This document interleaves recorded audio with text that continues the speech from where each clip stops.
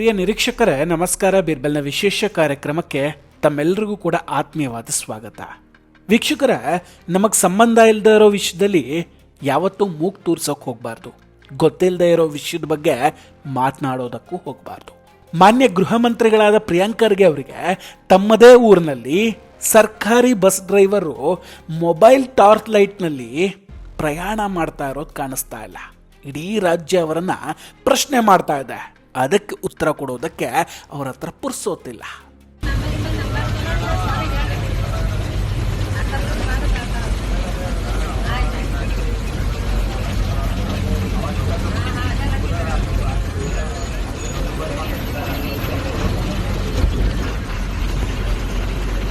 ಆದರೆ ಪ್ರಿಯಾಂಕ್ ಖರ್ಗೆ ಅವರಿಗೆ ತಾವು ದೇಣಿಗೆಯನ್ನೇ ನೀಡದಂತಹ ರಾಮ ಮಂದಿರದ ಹಣದ ಬಗ್ಗೆ ಯಾಕಷ್ಟೊಂದು ಚಿಂತೆ?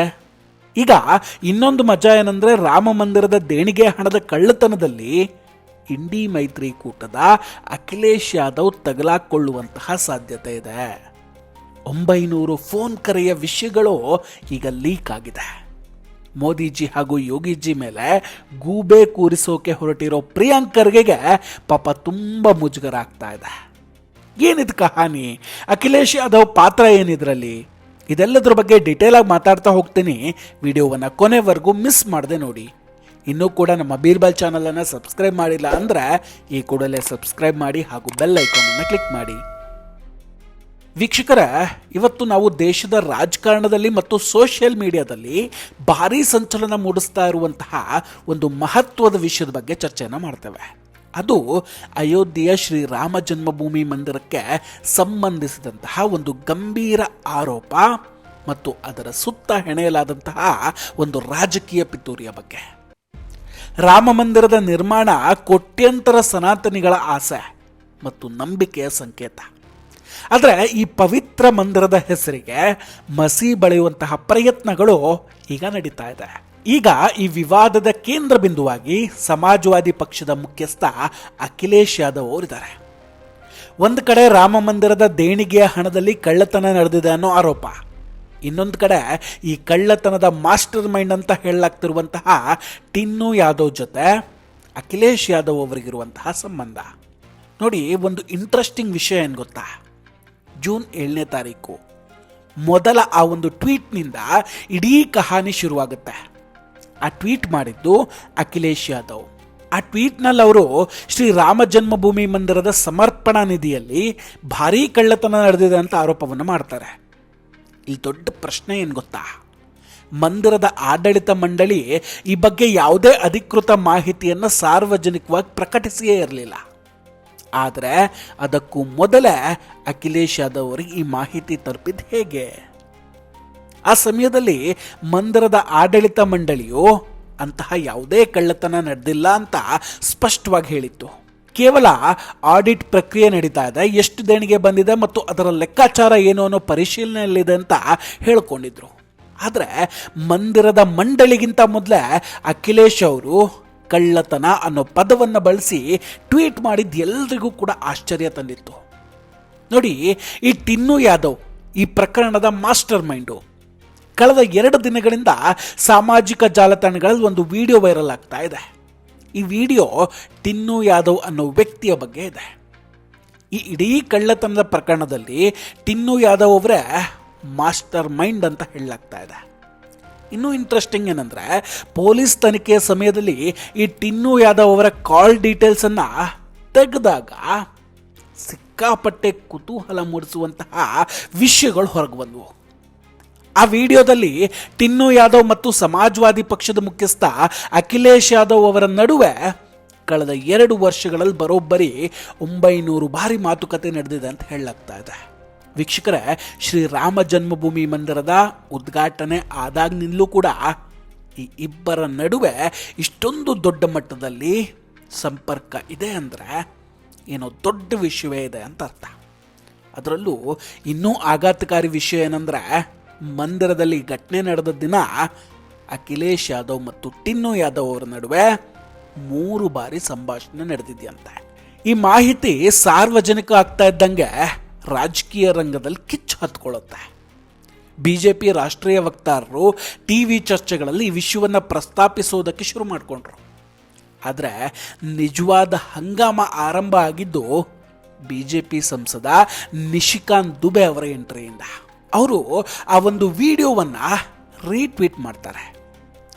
ದುಬೆ ಅವರು ಅಖಿಲೇಶ್ ಯಾದವ್ ಅವರನ್ನು ಉದ್ದೇಶಿಸಿ ಟಿನ್ನು ಜೊತೆ ಮಾತನಾಡ್ತಿದ್ರಾ ಅಂತ ನೇರವಾಗಿ ಪ್ರಶ್ನೆಯನ್ನು ಕೇಳ್ತಾರೆ. ಈ ಪ್ರಶ್ನೆ ಕೇಳ್ತಿದ್ದಂಗೆ ಅಖಿಲೇಶ್ ಯಾದವ್ ಸಿಕ್ಕಾಪಟ್ಟೆ ರುಚಿಗೆಳ್ತಾರೆ. ಈ ಕಳ್ಳತನ ಮಾಡಿದವರಿಗೆ ನೀನೇ ಕಳ್ಳ ಅಂದಾಗ ಆಡ್ತಾರಲ್ಲ, ಹಂಗೆ ಆಡಿದ್ರು. ಕೂಡಲೇ ನಿಶಿಕಾಂತ್ ದುಬೆ ಅವರಿಗೆ ಬೆದರಿಕೆ ಹಾಕುವ ರೀತಿಯಲ್ಲಿ ಒಂದು ದೊಡ್ಡ ಟ್ವೀಟನ್ನು ಮಾಡ್ತಾರೆ.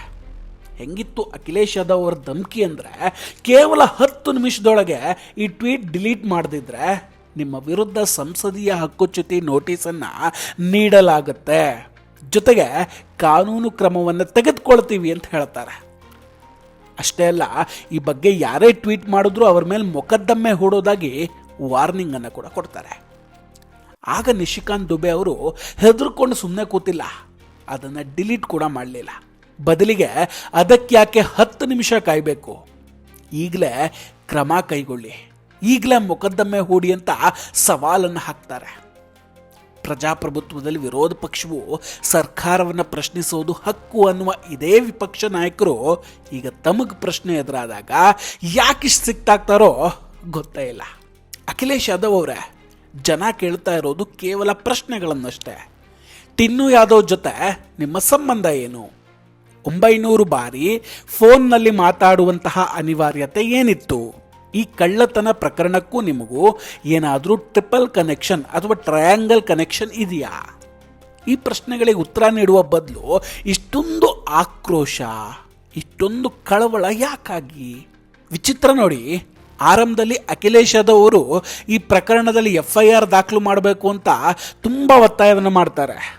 ಆದರೆ ಯಾವಾಗ SIT ತನಿಖೆ ವರದಿ ಬಂತೋ, ಜೊತೆಗೆ ಅದರಲ್ಲಿ 8 ಜನ ಆರೋಪಿಗಳ ಪಟ್ಟಿಯಲ್ಲಿ ಟಿನ್ನು ಯಾದವ್ ಅವರ ಹೆಸರು ಪ್ರಮುಖವಾಗಿ ಕಾಣಿಸ್ಕೊಳ್ತೋ, ಆ ಕೂಡಲೇ ಅಖಿಲೇಶ್ ಅವರ ದಾಟಿ ಬದಲಾಗ್ಬಿಡುತ್ತೆ.